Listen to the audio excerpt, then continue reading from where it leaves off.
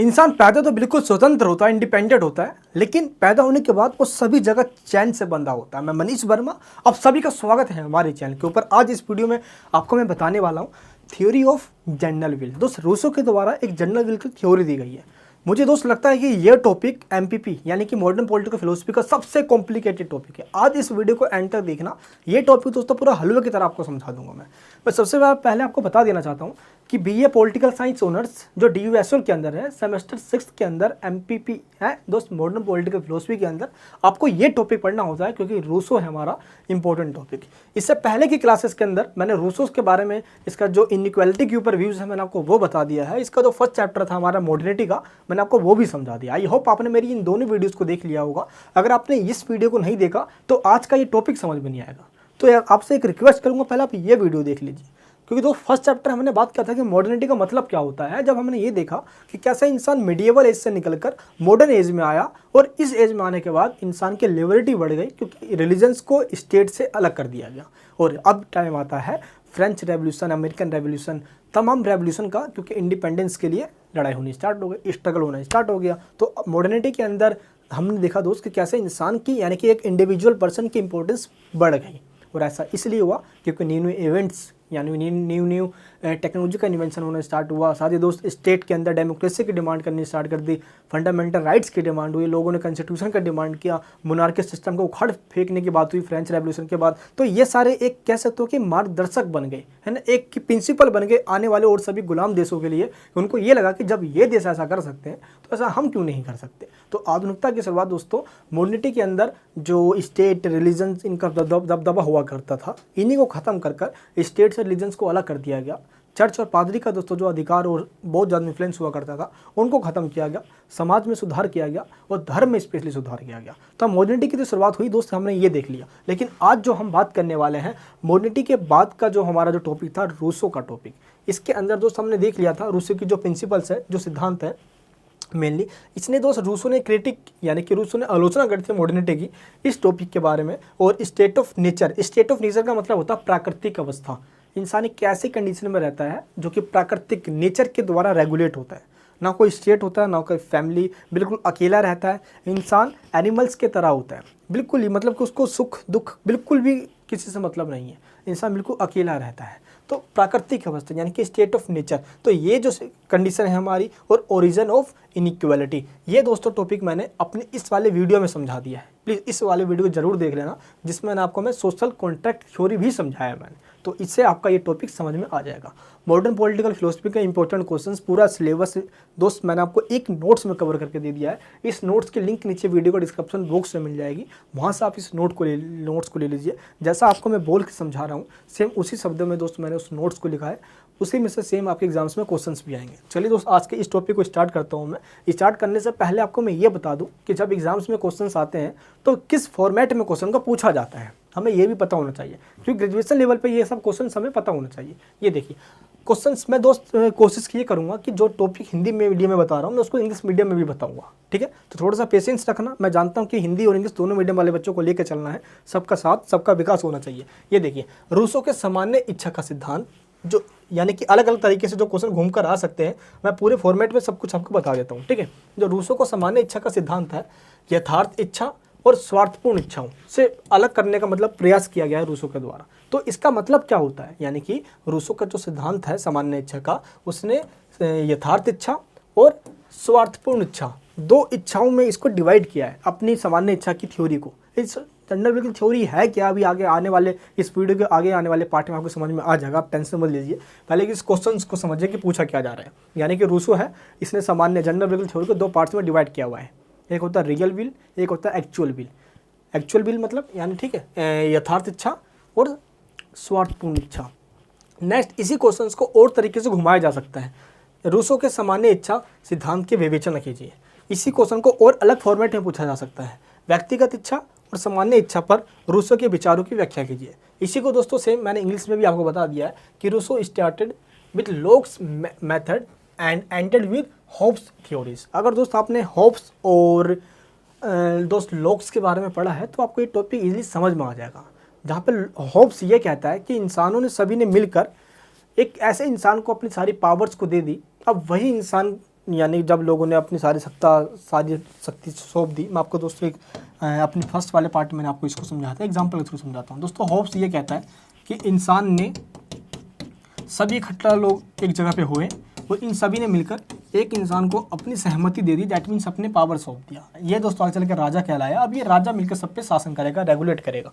अब लोगों ने मिलके अपनी इसकी सहमति दिया, कंसेंट दिया है, तो लोगों को अधिकार नहीं है कि अब इस राजा को वो हटा दे, अब राजा वो सही करे या गलत करे। दोस्तों ये कहना है होब्स का। तो कहीं ना कहीं ये डिक्टेटर की बात कर रहा है होब्स। तो एंड में जाके दोस्त रूसो ने भी किसकी बात करनी है, स्टार्टिंग तो वो लोग की बात से करता है, तो लेकिन एंड में वो होब्स की इस वाले बात पे आ गया, यानी कि कहीं ना कहीं डिक्टेटर वाले पॉइंट पे आ गया। अब आप सोचो कि लोग ने क्या कहा, लोग ने ये कहा कि यही सेम कंडीशन होगी, बट लोगों ने चुना है राजा को, तो अगर राजा लोगों के कंसेंट यानी कि लोगों के इंटरेस्ट में काम नहीं करता है, तो लोगों को ये राइट होगा कि इसको उखाड़ के फेंक दे, इसकी सरकार को हटा दे।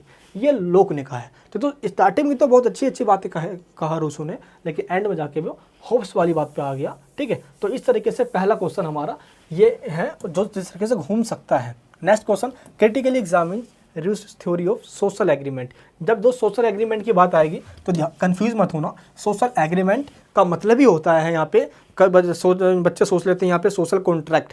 जब भी सोशल कॉन्ट्रैक्ट की थ्योरी आप डिस्क्राइब कर रहे होगे तो दोस्तों में जनरल रूल की थ्योरी भी जरूर बताना होगा हमें। ठीक है, तो ये इस तरीके से पूछा आपसे जा सकता है। नेक्स्ट इसी फॉर्मेट को यहाँ पे बता दिया है। नेक्स्ट क्वेश्चन हमारे पास क्या है कि इंसान, man is born free and everywhere he is bound by chains. That means इंसान पैदा यानी जन्म तो होता है बिल्कुल स्वतंत्र, लेकिन सभी जगह वो चैन से बंधा होता है। इसका मतलब ये हुआ कि इंसान जब पैदा हुआ था बिल्कुल लिबर्टी में था, लेकिन दोस्त वो एक स्टेट में होने के कारण राज्य की सरकार उसके ऊपर अलग अलग रेस्ट्रिक्शन लगा के उसकी जो स्वतंत्रता होती है, उसकी जो लिबर्टी होती है, उसको वो लिमिटेड कर देती है। यहाँ पे ये कहना चाह रहे हैं। Why did Rousseau propound the theory of social agreement. क्यों दिया था भाई सोशल कॉन्ट्रैक्ट की जो थ्योरी है, इसने क्यों वो थ्योरी दिया था, इस पे क्वेश्चन आया हुआ है। तो आई होप आपको अलग अलग जो फॉर्मेट में क्वेश्चन आ सकते हैं, मैंने आपको ये पूरा समझा दिया है। अब आज की इस क्लास की जो टॉपिक है हमारा रूसो का जनरल विल का थ्योरी, हम इसको स्टार्ट करते हैं। हम इसकी स्टार्टिंग कुछ इंट्रोडक्शन के साथ करेंगे। सबसे पहले बायोग्राफी, जो कि मैंने आपको लास्ट वीडियो में बता दिया है, बट पहले मैं आपको थोड़ा सा मेमोराइज करवाऊंगा उन टॉपिक्स को जो हमने पहले ऑलरेडी कंप्लीट कर लिया है। आधुनिक युग का फ्रांसीसी दार्शनिक के दोस्त, यानी कि फ्रेंच फिलोसफर है ये एक मॉडर्न एरा का, कौन, रूसो, जिसका जन्म 1712 में यानी कि 1712 में इसका जन्म हुआ था। कहाँ पे दोस्त, स्विट्जरलैंड के जिनेवा के अंदर इसका जन्म हुआ था दोस्त। ये इसकी माता जी है। बचपन में ही इसकी माता जी का देहांत हो गया था, पिता ने इसको पाला पोसा था। बचपन में आवारागर्दी इसने स्टार्ट कर दी थी, लेकिन इसकी ज़िंदगी का एक टर्निंग पॉइंट आया था। वो टाइम था 1750 का। 1750 में दोस्त एक एकेडमी थी, दीजो की एकेडमी। इस एकेडमी ने एक ऐसा कंपटीशन निकाला कि एक टॉपिक दिया जाएगा और इस टॉपिक पर जो सबसे अच्छा कंपटीशन, सबसे अच्छा जो ऐसे लिख देगा इस कंपटीशन के अंदर, दोस्त वो जीत जाएगा। और हुआ दोस्तों यह कि इस ऐसे कंपटीशन में रूसो ने पार्टिसिपेट किया और फाइनली दोस्त इसने जो जवाब दिया इसमें वो जीत गया। लेकिन इस ऐसे कंपटीशन का जो टॉपिक था वो काफ़ी इंटरेस्टिंग था। टॉपिक क्या था कि has the progress of sciences and arts contributed to corrupt और प्यूरिफाई मोरल्स। यानी क्या विज्ञान और कलाओं की प्रगति ने नैतिक आदर्श को दूषित कर दिया है, या बिल्कुल मतलब कि कह सकते हो कि परिष्कृत यानी वो गंदा कर दिया है। इसका दोस्तों जवाब दिया रूसो ने आगे चल के अपनी book discoveries on the sciences and arts, विज्ञान और कलाएं, एक वार्ता 1750 में दोस्तों इसकी बुक आई थी रूसो को। इस बुक के अंदर इसने इस क्वेश्चन का जवाब दिया था जो उसने अपने ऐसे में दिया था। क्या दिया था कि वैज्ञानिक और साहित्यिक गतिविधियों के परिणाम स्वरूप, यानी कि इसके रिजल्ट में हुआ क्या है दोस्त, सारा समाज नैतिक दृष्टि से भ्रष्ट हो गया है। यानी कि आप कोई कितनी भी नैतिकता, कोई कितनी भी मोरालिटी की बात कर ले दोस्त, एंड में उसके अंदर अपनी स्वार्थ की, अपनी सेल्फनेस छुपी हुई रहती है। अगर कोई आपसे रिलेशन बना रहा होता है तो कहीं ना कहीं दोस्त वो आपसे अपने फ़ायदे निकालने के लिए बना रहा होता है। कोई भी अगर हम इन वर्ल्ड पॉलिटिक्स में बात करते हैं तो हम किसी के साथ भी अपने संबंध बनाते हैं तो पहले हम ये सोच लेते हैं कि भाई इससे मुझे क्या फ़ायदा होने वाला है, और इंसान का ये नेचर है। तो यही सेम दोस्त यहाँ पे बात बताई इन्होंने कि वैज्ञानिक और साहित्यिक ये जो गतिविधियाँ हुई है ना, इससे कहीं ना कहीं सोशल चेंजेस तो आए हैं, कहीं प्रोग्रेस तो हुआ है, लेकिन इसने समाज को नैतिक दृष्टि से भ्रष्ट बना दिया है। नैतिकता नाम की दोस्त समाज में चीज़ ही नहीं रही है। तो as a result of scientific and literary activities generally the whole society has become, क्या हुआ दोस्त, मोरली करप्ट हो गए हैं। तो यहाँ पे अब समाज में देखने को कुछ मिलता ही नहीं यार। आगे चल के तो इसने काफ़ी सारे अपने बुक्स को रिलीज़ किया, क्योंकि सोसाइटी में ये बहुत फेमस हो गया इस ऐसे कॉम्पिटिशन के बाद। क्योंकि दोस्त आगे चल के ये फ्रांस में चला गया था, फ्रांस के अंदर भी, स्विट्जरलैंड, ब्रिटेन, सभी जगह इसकी कह सकते हो कि यूरोपियन कंट्रीज़ के अंदर रूसो की जो ये थॉट्स है ये बहुत तेज़ी से स्प्रेड होना स्टार्ट हुई, क्योंकि उस टाइम फ्रेंच रेवोल्यूशन का टाइम था। तो फ्रेंच रेवोल्यूशन के दोस्त हुआ ही रूसो जैसे लोगों जितने भी थे, इन्होंने अपने विचारों से समाज में क्रांति ला दी। ठीक है, आगे चल के दोस्त इसकी जो बुक्स आई जैसे कि discourses on the origin and foundation of inequality, इसको दोस्त डिस्कोर्सेज ऑन द इनइक्वालिटी के नाम से जानता है, शॉर्ट में जाना जाता है। ये बुक आई थी 1755 में, और इस बुक के अंदर रूसो ने दोस्त इनइक्वालिटी पे अपने विचार देते हैं, यानी विषय वार्ता डिस्कोर्सेज ऑन इनइक्वालिटी। इस वाले बुक के अंदर इसने असमानता पे अपने विचार दिए थे, और इस वाले विचार के बारे में मैंने आपको अपनी इस वाले वीडियो में बता रखा है। 3 हफ्ते दोस्तों पहले इस वाली वीडियो को मैंने अपलोड कर दिया था, जरूर इस वीडियो को जरूर देख लेना, कि मैंने इनइक्वालिटी के बारे में बता दिया है, सोशल कॉन्ट्रैक्ट और critic of modernity and state of nature. ये जो टॉपिक आपको समझ में आ जाएगा, जिसमें इसने ये कहा था कि स्टार्टिंग में ही मनुष्य क्या है, स्टेट ऑफ नेचर की कंडीशन में रहता है। स्टेट ऑफ नेचर का मतलब होता है प्राकृतिक अवस्था। ये सारी जो टर्म है, ये चीज़ दोस्तों आपको पहले ही समझ लेना है। जब मैं आपको जेंडर बिल्कुल थ्योरी समझाना स्टार्ट कर दूंगा, देन आपको ये सारे टॉपिक समझ में आ जाएंगे कि स्टेट ऑफ नेचर क्या होता है, प्राकृतिक अवस्था क्या है, सोशल कॉन्ट्रैक्ट क्या है। तो जनरली आपको ये जो टॉपिक है दोस्त समझ में आ जाएगा, जेंडर बिल्कुल थ्योरी क्या है। ठीक है, चलिए तो सबसे पहला हम बात करेंगे कि स्टेट ऑफ नेचर। देखो, मनुष्य शुरू में पशुओं की तरह प्राकृतिक दशा में रहा करता था, यानी कि वो एनिमल्स की तरह रहा करता था, अकेला रहा करता था, शांतिपूर्वक रहा करता था, सुख दुख कोई दोस्त वो जानता नहीं था, ना ही कोई फैमिली हुआ करती थी, ना कोई प्रॉपर्टी हुआ करती थी, ना ही बच्चे, ना ही दोस्त शादी, ना कोई मतलब कुछ भी था ही नहीं उस कंडीशन के अंदर। ये एक कल्पना है, मैं पहले बता देता हूँ। रूसो एक इमेजिन करता है कि मान लो कि एक ऐसा टाइम है जब इंसान प्राकृतिक अवस्था में रहता है ना, स्टेट ऑफ नेचर की कंडीशन में होता है, और उस कंडीशन में ये सारी बातें होती है जो मैंने आपको अभी बताया। क्लियर है? इस कंडीशन में क्या होता है कि समाज के निर्माण के साथ ही, यानी कि जैसे जैसे दोस्त एग्रीकल्चर की शुरुआत हुई, समाज का निर्माण हुआ, लोगों ने स्टेटस की बात करना स्टार्ट कर दिया। आज क्या होता है कि लोग सोचते हैं यार कि बस सोशल स्टेटस चाहिए हमें, तो लोग कुछ गवर्नमेंट जॉब पाने के सोचते रहते हैं, क्योंकि स्टेटस बढ़ जाएगा, उससे लोगों के पास रिसोर्सेज इकट्ठे हो जाएंगे, वेल्थ आ जाएगा, पैसा धन दौलत आ जाएगा, पावर बढ़ जाएगी अल्टीमेटली। तो यही वो 3 चीज़ें, स्टेटस, वेल्थ और पावर।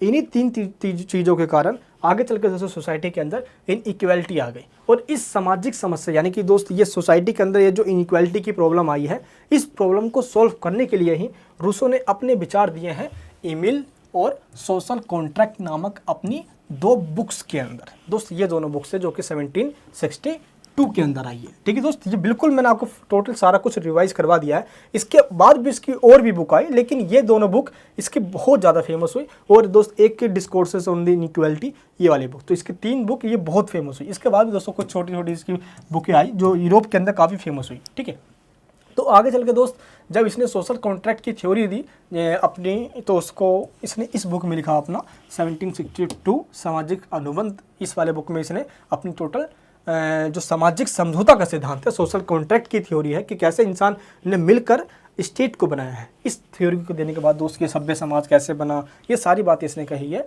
और एंड में दोस्त इस बुक की, यानी कि जो सोशल कॉन्ट्रैक्ट इसकी जो बुक है, उसने इस बुक की शुरुआती दोस्त एक लाइन से करी है जिसका नाम है क्या, उस लाइन का मतलब क्या है, मनुष्य स्वतंत्र पैदा होता है और वह सब जगह जंजीरों से जकड़ा है। ठीक है, man is born free and everywhere he is change, यानी कि दोस्त सभी जगह वो चैन से बंधा है। आई होप आपको जो अभी मैंने बताया ये समझ में आ गया होगा दोस्त कि सोशल कॉन्ट्रैक्ट क्या होता है, स्टेट ऑफ नेचर क्या होता है, इनइक्वालिटी के ऊपर दोस्त रूसो ने अपने विचार दिए हैं। ये सब समझ में आने के बाद अब मैं टॉपिक स्टार्ट करने जा रहा हूँ जेंडर बिल्कुल थ्योरी। देखो, जब तक आपको मैं बेसिक फंडामेंटल नहीं समझा दूंगा, अगर दोस्त हमने 6, 7, 8 क्लास में अगर हमने मैथमेटिक्स नहीं समझा, तो 10th 12th में क्यों मैथमेटिक्स अभी समझ में नहीं आएगी, गारंटी है मेरी भाई। तो ठीक है, तो बेसिक समझना होता है। वैसे जेंडर बिल्कुल थ्योरी समझने जा रहे हो आप, तो पहले बेसिक्स आपको पता होना चाहिए। आई होप आपको इसी समझ में आ गया होगा। अब मैं आपको बताने जा रहा हूँ जेंडर बिल्कुल थ्योरी। इसके बाद अब जो मैं बताऊँगा ये जेंडर बिल्कुल थ्योरी का आंसर होगा, तो आपको इस तरीके से ही प्रिपेयर करना है। चलिए दोस्तों, देखो, जेंडर बिल्कुल थ्योरी रूसो के द्वारा दी गई मॉडर्न पॉलिटिकल फिलोसफी के अंदर या पॉलिटिकल थ्योरी के अंदर, राजनीतिक सिद्धांत के अंदर एक सबसे बड़ी सिद्धांत कही जाती है। ऐसा इसलिए क्योंकि दोस्त जब हम सिद्धांत पढ़ते हैं, चाहे डेमोक्रेसी के बारे में पढ़ रहे हो, लिबर्टी, इक्वलिटी, जस्टिस, ये सब हम इसलिए पढ़ रहे होते हैं क्योंकि इनका रिलेशन कहीं ना कहीं इंसानों से होता है। वैसे ही जेंडर बिल्कुल थ्योरी एक ऐसा है जिसका टोटली जो रिलेशन है वो इंसानों से ही है। और जेंडर बिल्कुल थ्योरी एक ऐसी थ्योरी है जिस थ्योरी को हम पॉलिटिकल थ्योरी के अंदर एक इम्पोर्टेंट पार्ट मानते हैं। इसलिए दोस्त पॉलिटिकल थ्योरी का एक बहुत इंपॉर्टेंट ये हिस्सा है। यहाँ पे इंट्रोडक्शन में ही आप एक थिंकर का नाम लिखना, जिस थिंकर का नाम है ओसबर्न। इसने क्या कहा है कि सामान्य इच्छा का सिद्धांत जो है ये राजनीतिक दर्शन को न केवल रूसो का मौलिक योगदान देता है, अपितु सबसे महत्वपूर्ण योगदान है। ये सिर्फ छोटा सा कंट्रीब्यूशन नहीं रहा, आगे आने वाले टाइम में दोस्त रूसो का जो ये कंट्रीब्यूशन रहा ये राजनीतिक दर्शन में बहुत बड़ा योगदान माना गया। अब राजनीतिक दर्शन का मतलब क्या होता है? पॉलिटिकल फिलोसफी, तभी तो हम पॉलिटिकल फिलोसफी के अंदर इसको पढ़ रहे हैं।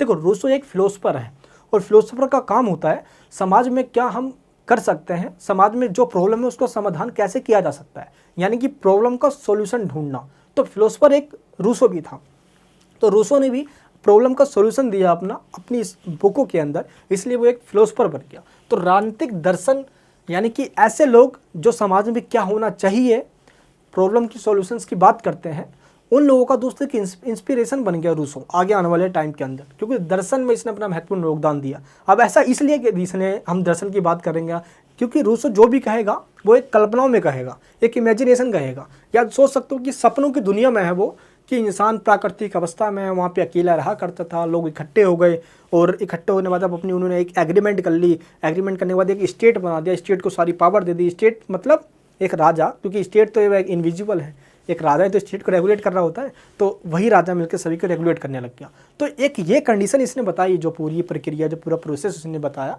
ये टोटली एक इमेजिनेशन है। तो इसी को हम दर्शन में स्टडी करते हैं फिलोसफी के अंदर। तो फिलोसफी के बारे में जो बात करता है उसी को फिलोसफर कहा जाता है। और फिलोसफी मतलब सोसाइटी के अंदर जो प्रॉब्लम है उसको सॉल्व करने के लिए क्या होना चाहिए, जो इसकी बात करता है। आई होप मैं आपके बेसिक जो प्रिंसिपल, जो बेसिक पॉइंट्स होते हैं उनको भी मैं कवर कर पा रहा हूँ। अगर कोई भी आपको प्रॉब्लम होती है तो मुझे कमेंट बॉक्स के अंदर जरूर बताना मेरे दोस्त। तो हिंदी मीडियम वाले, इंग्लिश मीडियम वाले दोनों ही वर्ड को देखते रहे, ठीक है। यहाँ पे ये हो गया हमारा। अब हम बात करते हैं रूसो की जो मुख्य प्रॉब्लम है, यानी रूसो की जो मेन प्रॉब्लम है समाज की, सोसाइटी की। मैंने आपको बताया कि फिलोसफर क्या करता है, सोसाइटी की प्रॉब्लम्स को देखता है। तो रूसो भी तो एक भाई फिलोसफर है, तो अब क्या करेगा, ये मुख्य समस्याओं को देखेगा। तो रूसो ने जो मुख्य समस्या है, यानी कि जो मेन प्रॉब्लम है रूसो की, ये देखना कि जो सोसाइटी है, क्योंकि पॉलिटिकल थ्योरी के अंदर क्या होता है मेरे दोस्त, आपको पता है कि पॉलिटिकल थ्योरी किसे कहते हैं? जरा सोचो एक बार, मुझे कमेंट बॉक्स में बताओ पॉलिटिकल थ्योरी किसे कहा जाता है। What is politics, political theory, ये सब हम फर्स्ट ईयर में पढ़ते हुए आए हैं। क्लास 11th के पॉलिटिकल साइंस की सेकंड वाली पतली वाली बुक में भी पढ़ा होगा आपने कि what is politics and political theory किसे कहा जाता है। ये वो टॉपिक है जिसने सबसे ज़्यादा शरीर में दर्द कर रखा है लोगों के, व्हाट इज पॉलिटिकल थ्योरी या व्हाट इज पॉलिटिक्स। समझे? आज मैं आपको पहले यही समझा देता हूँ कि पॉलिटिकल थ्योरी क्या है। क्या पता दोस्त ये जनरल की थ्योरी चुटकी में समझ जाओ। देखो, पॉलिटिकल थ्योरी का मतलब ये होता है कि राज्य को, क्योंकि पॉलिटिकल थ्योरी एक तरफ से मैं आपको बताऊं बिल्कुल साधारण शब्दों में, तो पॉलिटिकल थ्योरी हमें ये बताता है कि स्टेट को कितनी पावर मिलनी चाहिए और एक इंडिविजुअल इंसान को कितनी लिबर्टी मिलनी चाहिए। क्लियर है? अभी जो मैंने बताया आपको फिर से एक बार रिपीट कर देता हूँ। पॉलिटिकल थ्योरी, राजनीतिक सिद्धांत हमें ये बताता है कि स्टेट को कितनी पावर मिलनी चाहिए और एक इंडिविजुअल पर्सन को, मान लो मैं एक इंसान हूँ, मुझे कितनी लिबर्टी मिलनी चाहिए और स्टेट को यानी कि गवर्नमेंट को कितनी पावर मिलनी चाहिए। ये कौन बताता है? ये बताता है हमें पॉलिटिकल थ्योरी, राजनीतिक सिद्धांत। राजनीतिक सिद्धांत के अंदर मेनली हम इन्हीं चीज़ों का स्टडी करते हैं, लिबर्टी, इक्वलिटी, जस्टिस, डेमोक्रेसी, ठीक है, इन्हीं चीज़ों की हम बात करते हैं। गवर्नमेंट के एलिमेंट्स, गवर्नमेंट के प्रकार, जुडिशरी, एग्जीक्यूटिव, हम इन टोटल इन सब की बात ही कर रहे होते हैं। तो यही है दोस्तों रूसो की मेन प्रॉब्लम। अब जो बताऊंगा बिल्कुल ही कान बान अपना सब कुछ दोस्तों खोल के सुनना। अब जो बताने जा रहा हूँ मैं, रूसो की मुख्य समस्या, रूसो की मेन प्रॉब्लम ये है कि सोसाइटी के अंदर ये बैलेंस बनाना कि स्टेट को कितनी पावर दी जाए और एक पर्सन को कितनी लिबर्टी दी जाए, इन दोनों के बीच में बैलेंस बनाना है ना, एकोमोडेशन करना, बिल्कुल ही कह सकते हो कि बैलेंस बना के चलना। तो सामाजिक सत्ता और व्यक्तिगत स्वतंत्रता में समन्वय बनाना, ये किस प्रकार बनाया जा सकता है? सामाजिक सत्ता का मतलब दोस्तों यहाँ पे है पॉलिटिक्स से, पॉलिटिक्स मतलब स्टेट को कितनी शक्ति, कितनी पावर दी जाए, ठीक है। तो सामाजिक सत्ता यानी कि स्टेट के बीच में, और व्यक्तिगत स्वतंत्रता यानी कि लोगों के आज़ादी, स्वतंत्रता, लिबर्टी के बीच में, इन दोनों के बीच में कैसे यानी कि एकोमोडेशन, बैलेंस बनाया जाए। आप सोचो कि यार रूसो इन दोनों के बीच में बैलेंस बनाने की बात क्यों कर रहा है भाई? ऐसा इसलिए, अगर हमने स्टेट को पावर ज़्यादा दे दी तो वो लोगों को लिबर्टी की धज्जियाँ उड़ा देगा है। आज चीन के अंदर क्या होता है भाई, स्टेट पावरफुल है। जाओ ना चीन में जाके मांगो ना, अधिकार मांगो अपना, जाके बुलडोजर चढ़ा देगा है। चीन में यही ना होगा यार। अगर लिबर्टी ज़्यादा मतलब कि लोगों को मिल गई तो स्टेट की बात ही नहीं मानेंगे लोग। हम क्यों कौन को माने, हट है। नोटबंदी कर दिया सरकार तो हम क्यों लाइन में जाके लगे, हम नहीं मानेंगे। सरकार के पास पुलिस का झंडा है, नहीं मानोगे, मनवा देगी सरकार। अब आए आपको समझ में, मैं कहने के यहाँ पे चाहता हूँ मेरी दोस्त, इमोशंस को समझना। आज का टॉपिक टोटली इमोशंस पे है, टोटली इमोशंस पे है ये। स्टेट को उतनी पावर दो, लोगों को उतनी लिबर्टी दो ताकि बैलेंस बना रहे, ये भी सही से चलता रहे, लोगों को कोई खतरा भी ना हो। अब आए समझ में आपको? तो रूसों की सबसे बड़ी प्रॉब्लम यह है कि आखिर इन दोनों के बीच में कैसे हम एकोमोडेशन, दैट मीन्स बैलेंस कैसे बना सकते हैं। और पॉलिटिकल थ्योरी की भी दोस्त हमें यही बताते हैं कैसे कर सकते हैं। तो रूसों ने जो बताया कि जनरल विल के द्वारा, यानी सामान्य सिद्धांत के द्वारा हम इसके अंदर बैलेंस बना सकते हैं। अभी दोस्त रूसों ने एग्जाम्पल दिया है, मैं आपको एक एग्जाम्पल देकर समझाता हूँ। रूसो यहाँ पे ये कहना चाहता है कि एक अंडा है, अंडे को बिना फोड़े ही ऑमलेट बन जाए, ऑमलेट बन जाए।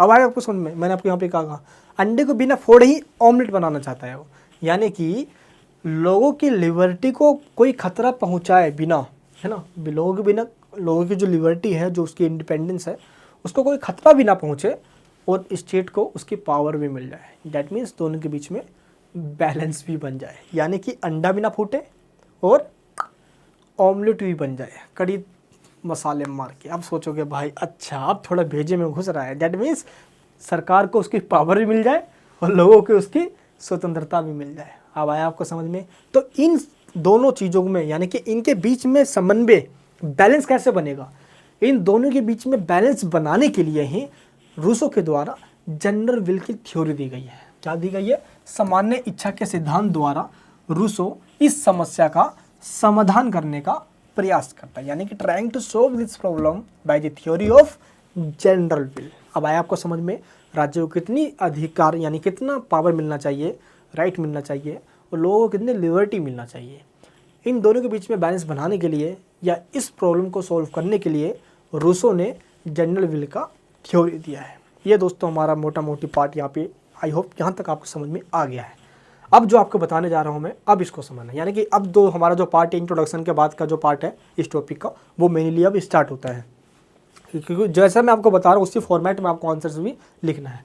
अब दोस्तों आपको हेडिंग डालना है Rousseau's theory of the general will, यानी कि रूसो का सामान्य इच्छा का सिद्धांत। ये हमें दोस्तों अब समझना है। देखो सबसे पहले रूसो ने क्या क्या बताया, यानी कि रूसो की जो इमेजिनेशन है, रूसो की जो फिलॉसफी है, हमें पहले उसको देखना है। देखिए दोस्तों, रूसो सबसे पहले बात करता है ह्यूमन नेचर की, कि इंसान का नेचर क्या है। इंसान की अपनी इच्छा होती है जो वो अपने लिए करना चाहता है। इंसान की एक ऐसी विलनेस भी होती है जो वो दूसरों के लिए भी करना चाहता है। इंसान की कुछ और भी विलनेस होती है। तो इंसान के पूरे नेचर को इसने डिफाइन किया है कि इंसान एक विवेकशील प्राणी है। विवेकशील मतलब एक रैशनल मैन है। वो सही और गलत में डिफरेंस करना जानता है कि क्या उसके लिए सही है, क्या उसके लिए गलत है, उसको ये बात पता है। ठीक है, जब स्टेट ऑफ नेचर की कंडीशन में इंसान रहा करता था तो इंसान अकेला रहा करता था। वो उसको सब कुछ पता था, लेकिन फिर भी एक जगह वो एक कह सकते हो कोई स्टेट वगैरह नहीं बना था, है ना। इंसान को किसी चीज़ का लालच नहीं था। प्राकृतिक या नेचर से वो उतना ही लेता था जितना उसका एक टाइम में पेट भर जाए। तो इंसान इस तरीके से एक इंसान का कह सकते हो कि ह्यूमन नेचर था। ठीक है, रूसो एक कल्पना कर रहा है, ठीक है, सपने में है और नींद में ही बोल रहा है ये सारी बातें। आप इसको इस तरीके से समझ लो, ठीक है, प्रैक्टिकली सारी बातें नहीं हुई है कभी भी। ठीक है, तो ये ह्यूमन नेचर किसने बताया। ह्यूमन नेचर के बाद आगे चल के ये बताता है कि इंसान जैसी बिल्कुल सही से रह रहा होता है प्राकृतिक अवस्था में, तो भाई स्टेट ऑफ नेचर की कंडीशन है, सब अकेले रह रहे हैं, पशु के तुलना है, पशु के समान है, एनिमल्स की तरह रह रहे हैं, अकेले अकेले मज़े में जो मिल रहा है खा रहे हैं, काम खत्म, कोई लड़ाई झगड़ा नहीं है, कोई फैमिली नहीं है, कोई परिवार नहीं है, कोई स्ट्रगल नहीं होता, बिल्कुल भी दोस्तों सुख दुख सब लोग अपना सही से जी रहे हैं स्टेट ऑफ नेचर की कंडीशन में। ठीक है, लेकिन आगे चल के क्या हुआ, एग्रीकल्चर का डेवलपमेंट हो गया, कृषि की शुरुआत हो गई। कृषि की शुरुआत होते ही लोगों ने संसाधनों को इकट्ठा करना स्टार्ट कर दिया। आप दोस्त कह सकते हो कि सोसाइटी के अंदर रिसोर्सेज की बात होनी स्टार्ट होगी। अब सोसाइटी का एक ग्रुप ऐसा हुआ जिसने रिसोर्सेज को इकट्ठा करना स्टार्ट कर दिया। अगर आज खा लूँगा तो कल क्या खाऊंगा, इसलिए आज खा के थोड़ा बचा लेता हूँ कल के लिए। अब ऐसे लोगों ने क्या किया, रिसोर्सेज इकट्ठा करना स्टार्ट कर दिया। ये मेरा है, ये तेरा है, मेरे और तेरे की भावना जो है उसका विकास हो गया। तो मेरे तेरे की भावना के विकास होने के साथ ही इनइक्वालिटी आ गई। तो इस इनइक्वालिटी से बचने के लिए लोगों को ये लगा भाई कोई स्टेट तो है नहीं, ना कोई यहाँ पे कोई सिस्टम है ऐसा जो हमें रेगुलेट कर सके या जो हमें चला सके, है ना। डैट मीन्स कोई कानून इम्प्लीमेंट कर सके या कोई संघर्ष हो तो उसको रोक सके। क्योंकि यार जैसे ही एग्रीकल्चर का जैसे विकास होता है तो एक सिविल सोसाइटी बन जाती है, लोग इकट्ठे होने लग जाते हैं एक जगह पे, कृषि तो रुक के ही करेंगे भाई। तो अब क्या होता है, संघर्ष होना स्टार्ट होता है, स्ट्रगल का टाइम आ जाता है, विनाश, युद्ध, वॉर स्टार्ट होता है। क्योंकि भाई देखो, अपने आप को आगे बढ़ाने के लिए, सोशल स्टेटस को बढ़ाने के लिए लोग दूसरों को मारेंगे भाई। तो यहाँ पे क्या मारेंगे, मतलब कंपटीशन करेंगे। अब इस कंपटीशन में जिसकी लाठी उसकी भैंस, जिसकी लाठी उसकी भैंस। अब दोस्तों जिसका डर था वही हुआ।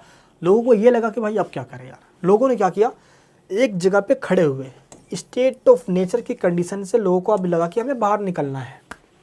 लोग एक जगह पे खड़े हुए और सभी लोगों ने मिलकर, देखो दोस्तों इस तरीके से एक जगह पे लोग सारे मिलके खड़े हो गए और इस तरीके से लोग मिलकर आपस में मिलजुल कर लोगों ने ये सोचा कि हम सब मिलकर अपनी सारी पावर एक ऐसे अथॉरिटी को सौंप देते हैं। एक ऐसे, मान लो कि ये सारे लोग हैं, इन सारे ने सोचा कि हम अपनी पावर को एक ऐसे इंसान को सौंप देते हैं जो क्या करेगा, जो हम पे शासन करेगा, हमारी सुरक्षा करेगा, हमें रेगुलेट करेगा, हमारे जो इंटरेस्ट है, हमारे जो नीड्स हैं, हमारी जो ज़रूरतें हैं उनको पूरा करेगा। और इन सभी लोगों ने मिलकर जो अपनी इच्छा थी, अपनी इच्छा जताई। अपनी इच्छा क्या जताई कि भाई इन सब ने अपनी कंसेंट, अपनी सहमति इस बंदे को दे दी। अब क्या हुआ, यानी कि कह सकते हो कि लोगों ने मिलकर एक तरीके से एग्रीमेंट कर लिया, एक कॉन्ट्रैक्ट कर लिया कि हम अपनी इच्छा इसको देंगे और यही हमें मतलब रेगुलेट करेगा, शासन को चलाएगा, सब कुछ अच्छे से करेगा। ये बंदा कहलाया दोस्त राजा, ये सब कहलाई प्रजा। राजा ही शासन करता है, आपको ये पता होगा, एक किंग ही तो रेगुलेट करता है सब कुछ। और ये जो स्टेट होता है, स्टेट तो एक इनविजिबल है। हम दिल्ली, यूपी, महाराष्ट्र ये सब जानते हैं, तो इनविजिबल है ना यार। हम बोलते हैं दिल्ली गवर्नमेंट है, क्योंकि जो गवर्नमेंट है वो इंसान चला रही होती है ना, वहाँ के मुख्यमंत्री ये सब वगैरह होते हैं। तो राज्य जो है उसको चलाने वाला राजा होता है।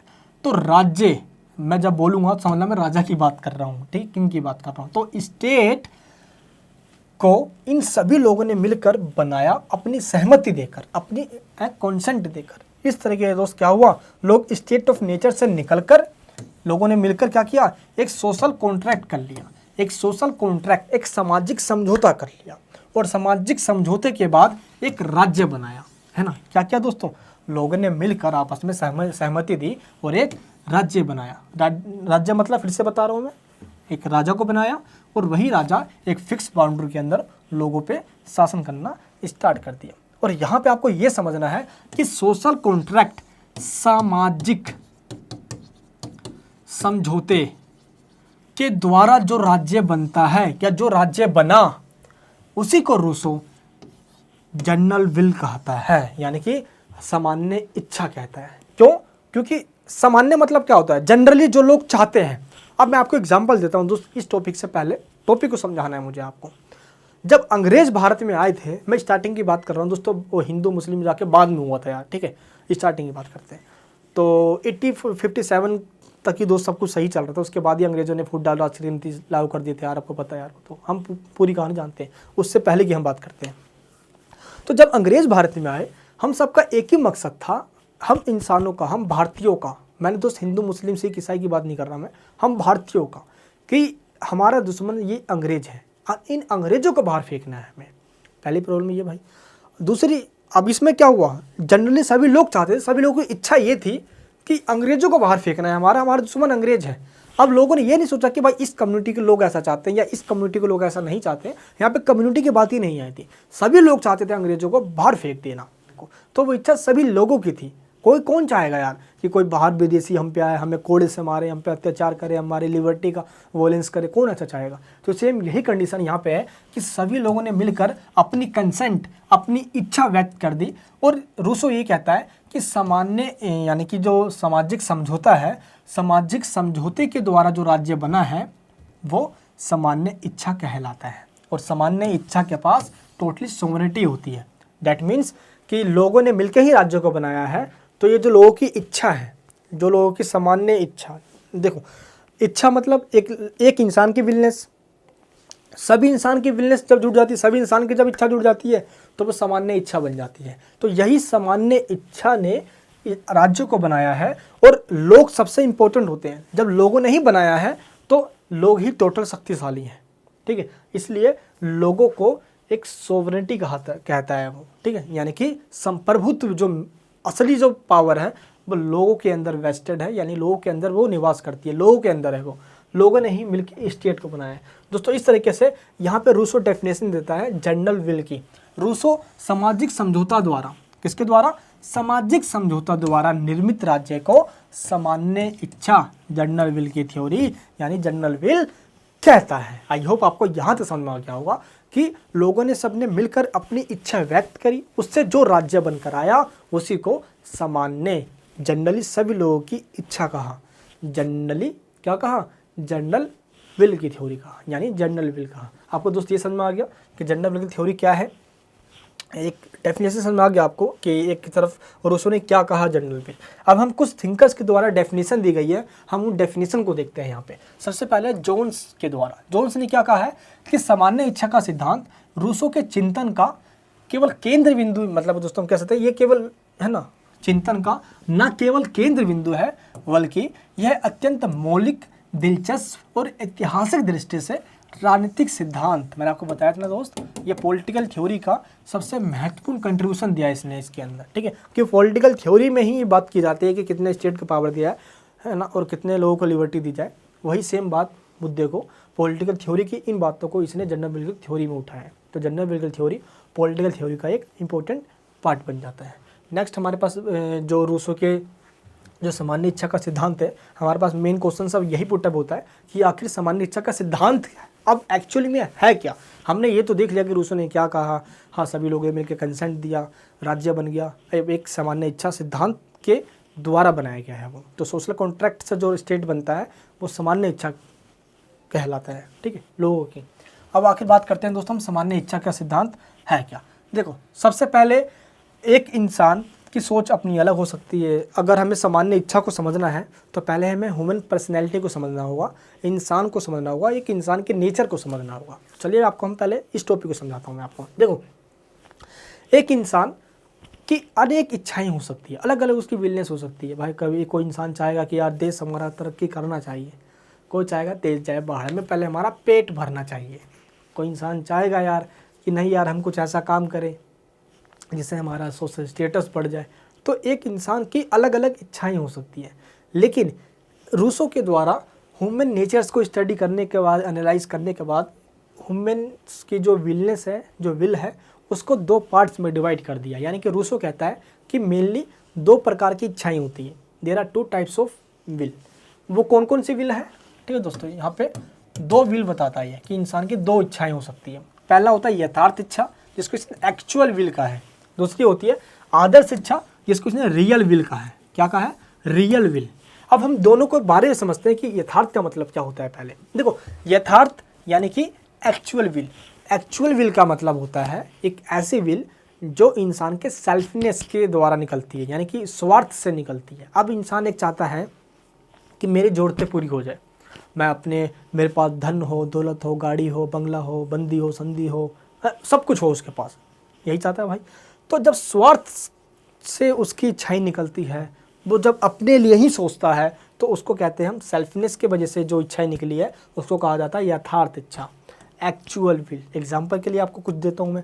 मान लो दोस्तों कि एक ट्रेडर है, कोई घी का व्यापारी है, वो घी बेचता है, और घी में डालडा मिला देता है, रिफाइंड मिला देते हैं, अलग उसने केमिकल मिला के घी बेच डाला सिर्फ अपने फ़ायदे के लिए। लेकिन समाज का घाटा है, जो उसको खाएगा बेचारा मरेगा, केमिकल मिला दिया उसमें। तो वैसे दोस्तों मिल्क है, कोई दूध का व्यापारी वो दूध बेचता है, अब वो दूध तो बेच रहा है, लेकिन 1 लीटर दूध में 2 लीटर पानी डाल दे रहा है। उसका क्या है भाई, उसको तो पैसा कमाना है, दुनिया तो बस पानी वाला दूध पिए जा रही है। क्या पता दोस्तों वो दूध भी केमिकल पाउडर से बना के बेचे जा रहा है। तो वो अपनी फ़ायदे के लिए लोगों का, समाज का नुकसान पहुंचा देते हैं ऐसे लोग तो यार। तो यही कहता है रूसो कि जो एक्चुअल विल है वो लोगों के स्वार्थ परक होती है, यानी कि वो स्वार्थ से प्रेरित होती है, सेल्फिनेस होता है वो इंसान। तो उसके बाद जो इच्छाएं निकलती है, सेल्फ से निकलती है, अपने लिए जो इच्छाएं होती है उसकी, वो होती है एक्चुअल विल, यानी यथार्थ इच्छा। यहाँ पे दोस्तों एक थिंकर है आशीर्वादम, ये क्या कहते हैं, आशीर्वादम के द्वारा ये कहा गया है कि जो सेल्फिनेस के द्वारा इंसान की जो इच्छाएं निकल रही है, वास्तव में रूसो ने उसी को एक्चुअल विल कहा है। अब बात आते हैं हम आदर्श विल की बात करते हैं। आदर्श विल मतलब दैट मीन्स आदर्श इच्छा। आदर्श इच्छा यानी रियल विल क्या होती है? रियल विल एक ऐसी विल होती है इंसान की जो सामाजिक हित से जुड़ी हो, यानी कि इंसान अपने स्वार्थ की बात ना कर मैं आपको इसी पॉइंट को फिर से रिपीट करता हूँ, समझ में आ जाएगा। जब इंसान दोस्तों घी में कुछ मिलावट ना करे, प्योर घी आगे सप्लाई करे, जब इंसान मिल्क में कुछ मिलावट ना करे, प्योर मिल्क आगे सप्लाई करे, ये सोचते हुए कि अगर हमने इसको आगे ऐसे ही बांट दिया तो लोगों को नुकसान होगा, जैसे समाज के नेगेटिव इम्पैक्ट पड़ेगा, और समाज का एक मैं हिस्सा हूँ तो कहीं ना कहीं इसका इफेक्ट मुझ पर भी आगे चल के पड़ेगा। इसलिए हमें समाज में पूरी मोरालिटी के साथ काम करना चाहिए। तो जब इंसान अपना ना सोचकर पूरे समाज का सोचने लग जाए, उसी को कहा जाता है वास्तविक इच्छा। वास्तविक इच्छा का मतलब होता है रियल विल, दैट मीन्स आदर्श। देखो वर्ड यहाँ पे आ गया ना, आदर्श। आदर्श मतलब होता है इमेजिनेशन है। आदर्श एक आइडियल सोसाइटी बनाना चाहता है वो, जहाँ पे लोग सभी समाज के हित के बारे में सोचे, अपने हित के बारे में बिल्कुल ना सोचे, अपने हित को वो मार डाले, ख़त्म कर दे हैं। जब इंसान एक देश का सच्चा नागरिक होगा, राष्ट्रभक्त की भावना होगी उसके अंदर, नेशनलिज्म की बिल्कुल कूट कूट के भरी होगी है, तो वो स्वार्थ के बारे में सोचेगा ही नहीं। वो अपने लिए नहीं सोचेगा, गाड़ी घोड़ा बंगला सोचेगा ही नहीं, वो सोचेगा समाज के बारे में। सोसाइटी का विकास होना चाहिए, क्योंकि एक समाज का हिस्सा होने के कारण अगर समाज का विकास होगा तो अपने आप मेरा भी विकास होगा। ये आदर्शवादी की इच्छा है, जो कि रियल विल को कहा जाता है इसके बारे में। तो आपको ये आई होप आपको ये समझ में आ गया कि रूसो ने हमें जो समझाया है कि एक्चुअल विल कैसे कहते हैं और रियल विल, क्योंकि 2 तरीके से इसने विल को डिवाइड कर दिया। एक इंसान की 2 ही इच्छा हो सकती है, एक तो एक्चुअल विल जो कि स्वार्थ सेल्फनेस से निकलती है, और एक रियल विल जो कि एक इंसान के लिए वो इच्छाएं होती है जो वो दूसरों के लिए भी सोचता है, यानी कि समाज के लिए होती है, वो उसके लिए अपने लिए बिल्कुल भी नहीं होती। तो अब दोस्तों यहाँ पे डॉक्टर आशीर्वादम ने यही कहा है यहाँ पे कि बिल्कुल ऐसी इच्छाएं जो समाज के हित, कल्याण, वेलफेयर के लिए होती है, सोसाइटी की वेलफेयर के लिए होती है, उसी को इसने रियल विल कहा है। अब दोस्त यहाँ पे क्या कहा है रूसो ने, अब जरा समझना इस दोनों विल को समझने के बाद। सामान्य इच्छा, अब टॉपिक आपको क्लियर हो जाएगा। रूसो की मान्यता है कि सब नागरिकों की वह इच्छा जिसका उद्देश्य सामान्य हित हो, सामान्य इच्छा कहलाती है। अब आया आपको समझिए, फिर से दोस्त आपको बताता हूँ, मज़ा आ जाएगा। देखिए, ऐसी इच्छा जब इंसान एक्चुअल विल की बात ना करके रियल विल की बात करता है, समाज हित की बात करता है, सोशल वेलफेयर की बात करता है, सभी के समाज में रहने वाले के लोगों के कल्याण की बात करता है, उसी को एक्चुअल विल को ख़त्म करके रियल विल की बात करें, उसी को कहा जाता है जनरल विल। अब दोस्तों आया आपको समझ में जनरल विल की थ्योरी क्या है? बताओ जल्दी, समझ में आ गया आपको? सामान्य इच्छा उसे कहा जाता है जब इंसान की मान्यता, यानी कि जब इंसान एक नागरिक के रूप में इंसान सामान्य हित की बात करे, दैट मीन्स सभी लोगों की ज़रूरत की बात करे, समाज की भलाई की बात करे, उसी को कहा जाता है सामान्य इच्छा। अब आया समझ में आपको सामान्य इच्छा का मतलब क्या होता है? जब अपनी एक्चुअल विल को मार दे, है ना, जो उसकी जो एक्चुअल विल है इसको वो ख़त्म कर दे, क्योंकि ये उसके स्वार्थ के लिए है। अपने बारे में सोचेगा तो देश का विकास कैसे होगा, समाज का विकास कैसे होगा, समाज तो ऐसे नष्ट हो जाएगा। इसको वो मार दे और वो रियल विल की बात करे, समाज के कल्याण की बात करे, इसको कहा इसने जनरल विल। अब दोस्तों यह सब व्यक्तियों में से आनी चाहिए, सब व्यक्तियों पर लागू होनी चाहिए, यानी कि सभी व्यक्तियों की इच्छा होगी और सभी लोगों पे इसका इम्प्लीमेंट, सभी लोगों पे इसका इफेक्ट पड़ेगा, तभी वो एक जनरल विल कहलाएगी। ठीक है, सभी लोग, एक कम्युनिटी से नहीं, सभी लोगों से होनी चाहिए। ठीक है, अब दोस्तों कुछ डेफिनेशंस है जनरल विल के बारे में।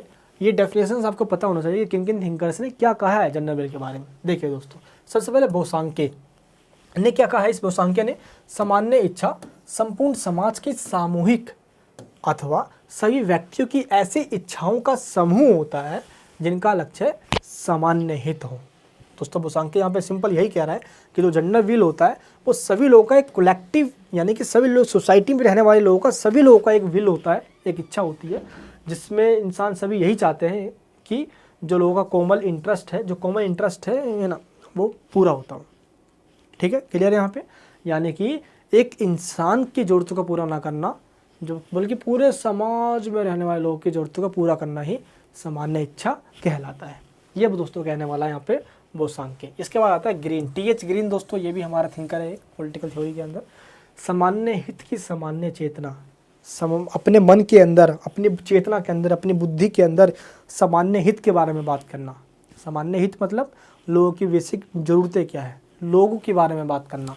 समाज में रहने वाले भिखारी जो जिसको हम कहते हैं, या दोस्त जिनके पास रिसोर्सेस नहीं है, सभी लोगों की भलाई की बात करना, सभी लोगों की भलाई की बात करना, उसी को इसने जनरल विल कहा है। ये तो ग्रीन, टी.एच. ग्रीन के अनुसार है। ठीक है, according to Green the common, जो बिल्कुल मतलब कि जो चेतना है लोगों की, उसके अंदर कॉमन इंटरेस्ट भरी हो, है ना, समाज के कल्याण की बातें भरी हो। व्यापार क्या कहता है? सामान्य इच्छा नागरिकों की वह इच्छा होती है जिसका लक्ष्य सबकी भलाई है, व्यक्तिगत स्वार्थ बिल्कुल भी नहीं है। ये कौन कह रहा है? व्यापार कह रहा है। दोस्तों इसकी डेफिनेशन से आपको बिल्कुल क्लियर हो गया होगा। सामान्य इच्छा नागरिकों की वह इच्छा है जिसका लक्ष्य सबकी भलाई है, व्यक्तिगत स्वार्थ नहीं होता इसमें। ठीक है दोस्तों, आई होप आपको ये समझ में यहाँ पे आ गया। नेक्स्ट परिभाषा, जब दोस्तों हमने इतनी सारी इसकी परिभाषा देख ली, तो आपको मैं ये ज़रूर बता दूं कि इसकी कोई फिक्स डेफिनेशन नहीं है मेरे दोस्त। इसकी कोई फिक्स डेफिनेशन नहीं है कि अच्छा जनरल विल की थ्योरी ये है, ये बस 2 लाइन में ख़त्म कर दो। इसकी बहुत सारी डेफिनेशन है, और जिस टॉपिक के बारे में बहुत सारी डेफिनेशन आ जाए तो वो मीनिंगलेस बन जाता है, ये डेफिनेशन लेस बन जाता है। जैसे व्हाट इज पॉलिटिक्स की बहुत सारी डेफिनेशन वगैरह है। ठीक है, तो सेम ऐसे इसकी बहुत सारी डेफिनेशन है। इसको समझना है तो हमें इमोशन से समझना होगा। तभी दोस्त मैं एक एक वर्ड को इस तरीके से समझा रहा हूँ, बार बार रिपीट करके बता रहा हूँ, ताकि वो टॉपिक आपको सीधे खोपड़े में घुस जाए और कहीं भूलो ही ना। तो भाव जो समझा सकता है आपको ये टॉपिक, है ना, इमोशंस दैट इज अंडरस्टैंडेबल। हम अपनी इमोशंस समझ सकते हैं, हम आँख बंद करके उसको समझ सकते हैं, हम सपनों की दुनिया में जाके समझ सकते हैं, डोरेमोन के टाइम मशीन में जाके दोस्त समझ सकते हैं। स्टेट ऑफ नेचर की कंडीशन, फिर स्टेट बना, सोशल कॉन्ट्रैक्ट हुआ, है ना, फिर जनरल विल की थ्योरी आई, यानी कि इस तरीके से समझ सकते हैं इसको हम। तो दोस्त ये कैसा है थ्योरी, इसको कह सकते हो कि ये इम्प्लीमेंट तो नहीं हुआ आज तक। कहाँ पे इम्प्लीमेंट की? सभी लोगों को मिला, सभी लोगों को इच्छाएं मिली और स्टेट बन गया, ऐसा तो कोई हमने इतिहास में आज तक नहीं देखा ऐसा कुछ हुआ हो। बट ये एक इमोशंस के द्वारा समझ सकते हैं, एक इमेजिनेशन है रूसो के द्वारा जो दी गई है, बट इसको आज तक कहीं इम्प्लीमेंट नहीं किया गया है। सामान्य इच्छा का निर्माण ये बना कैसे? सामान्य इच्छा देखो दोस्त क्या होता है ना, जब इंसान की जब हम बात करते हैं तो हम जानते हैं कि यहाँ पे 2 विल है, 2 इच्छा है, एक एक्चुअल विल और एक रियल विल। एक्चुअल विल जो इंसान अपने लिए सोचता है, रियल विल जो इंसान दूसरों के लिए सोचने यानी पूरे समाज की बात करता है। तो जब दोस्तों सोसाइटी सभ्य हो, सिविलाइज सोसाइटी हो, एक देश की नागरिकता होने के कारण उसके अंदर टूट टूट की देशभक्ति भरी हो, तो सभी इंसान के अंदर ऐसी भावना अपने आप ही अंदर निकलती है यार कि हमें अपने लिए नहीं सोचना चाहिए। नहीं भाई, हम अपने लिए नहीं, हम एक सोसाइटी के मेंबर हैं, तो इसलिए हमें समाज के बारे में सोचना चाहिए, पूरी सोसाइटी के वेलफेयर के बारे में सोचना चाहिए, हमें स्वार्थ सेल्फ से काम नहीं लेना चाहिए। इसी को दोस्त रूसो ने बताया कि ऐसे ही धीरे धीरे करके लोगों के अंदर सामान्य इच्छा की भावना आ जाती है। जनरल विल की जो इच्छा है कि सभी लोगों के बारे में सोचना है, ये वाली बात निकल कर आ जाती है, क्योंकि एक्चुअल विल तो ख़त्म हो जाएगी, अब रियल विल बचेगी कि सभी लोगों के बारे में सोचना। ये बात दोस्तों यहाँ पे होती है। दोस्तों अब आपको ये समझना है कि रूसो के द्वारा कुछ एलिमेंट्स बताए गए हैं कि अगर ये सारी बातें पूरी हो रही हो तो समझ लो कि वो जनरल विल है, यानी सभी लोगों की इच्छा है। वो पहली कि सभी लोगों की सहमति होनी चाहिए। दूसरा पॉइंट क्या कहता है ये कि जितने भी लोग हैं समस्त जनता से संबंधित होनी चाहिए। ऐसा नहीं कि एक कम्युनिटी से रिलेटेड हो, जितने भी लोग हैं सभी लोगों से, अमीर गरीब छोटे बड़े काले पीले सभी लोगों से रिलेटेड होना चाहिए वो। थर्ड क्या कहता है ये, समाज के हित के अनुकूल है, यानी कि the interest of the society, यानी कि जो भी बात हो रही हो वो पूरी सोसाइटी के लिए इम्पोर्टेंट हो, पूरी सोसाइटी के लिए हो वो। तो ये 3 पॉइंट अगर होगा तभी दोस्तों वो जनरल विल कहलाएगा। क्लियर है? नेक्स्ट हम बात करने वाले हैं कैरेक्टरिस्टिक्स ऑफ जनरल विल, यानी कि जनरल विल की थ्योरी के कुछ मेन फीचर्स हैं, कुछ खास बातें हैं। चलिए अब उनके बारे में हम चर्चा करते हैं, देन इस टॉपिक को हम एंड करेंगे। फिर सबसे पहला हमारे पास पॉइंट क्या है, अखंडता, इंटीग्रिटी। अखंडता मतलब होता है बिल्कुल जुड़वा होना, और खंडता मतलब होता है टूट सा जाना, टूट जाना, है ना। तो अखंडता मतलब क्या हुआ कि जो जनरल विल की थ्योरी है इसको हम अलग अलग भाग में डिवाइड नहीं कर सकते, अखंड नहीं कर सकते, मतलब कि खंड नहीं कर सकते, टोटल अखंड है।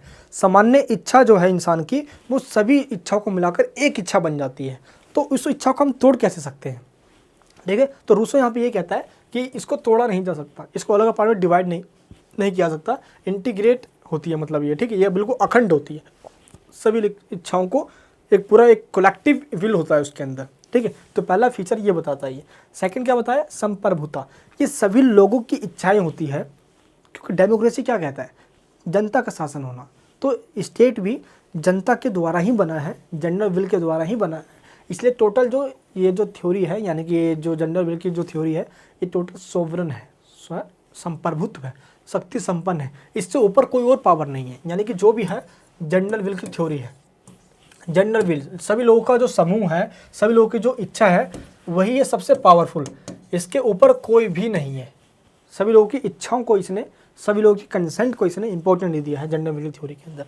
थर्ड है दोस्त अदेयता, नॉन लायबिलिटी। हमने देखा है दोस्त कि अदेयता का मतलब क्या होता है, देखो आ हटा दो यहाँ पे तो बच जाएगा देयता। देयता मतलब होता है देना, लायबिलिटी मतलब क्या होता है कि हमें कुछ देना है, हम पे कर्ज है, उसको चुकाना है, हमें एक तरह से समझ सकते हो आप। लेकिन जब आ लग गया मतलब हमें देना नहीं है, इसका मतलब दोस्तों क्या हुआ, नॉन लायबिलिटी। जनता ही सबसे प्रभुत्व है, सबसे पावरफुल तो जनता ही है दोस्त, है ना। क्यों, यानी कि ये जनरल विल जो है लोगों की सभी इच्छाओं से मिलकर बनी हुई है। तो इंसान को किसी के प्रति अदेय नहीं है, इंसान की पूरी इच्छा है ये, इसलिए इंसान किसी के प्रति रिस्पॉन्सिबल नहीं है, ठीक है, कि इंसान उसके प्रति रिस्पॉन्सिबल है या इंसान राजा के प्रति रिस्पॉन्सिबल है, ऐसा नहीं है कुछ भी।